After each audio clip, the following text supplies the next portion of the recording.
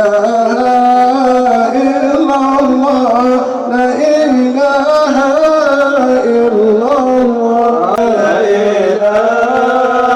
إلا الله لا إله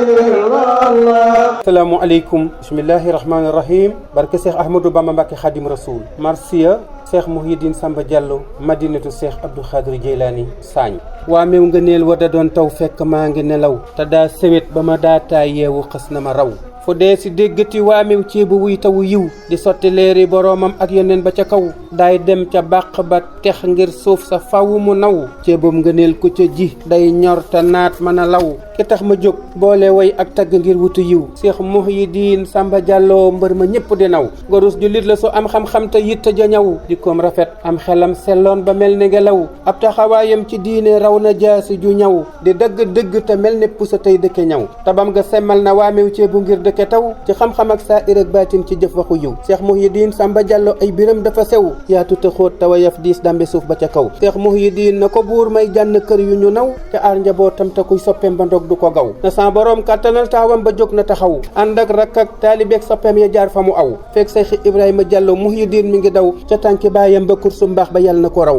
yow Cheikh Ibrahima Diallo maa ngi ñaan ku fi ñëw siyaare sàkku si ñaan làq fi cër yu ñu naw te Cheikh Ibrahima Diallo maa ngi sàkku ci yow laa doon dagaan te sa baay muy texe ak mucc raw Ahmadou Jongu tëggub Cheikh Bamba daa bëggu yiw barke ngërëm bëgg a xëy am cër yu ñëpp di naw dip bay jagal taxu may way ngir wayaan dafa xew jaar-jaari tànneef ya lay waxtaane ak fa ñu aw ku dem madinatu Cheikh dem sañ ba ak si fi yow na sa borom faji aajoom wërsëgam ba di taw allahumma salli ala sayyidina muhammadin wa sallim subhana rabbika rabbil izzati amma yahsifun wa salaamun ala al mursalin walhamdulillahi rabbil alamin talaata ñeenti fan ci weeru baraxlu ñetti fan ci weeru février 2025 Touba Mbacké Ahmadou Jongu bay jagal bal leen ma àq jërë ngeen jëf jërë ngeen jëf jërë ngeen jëfati.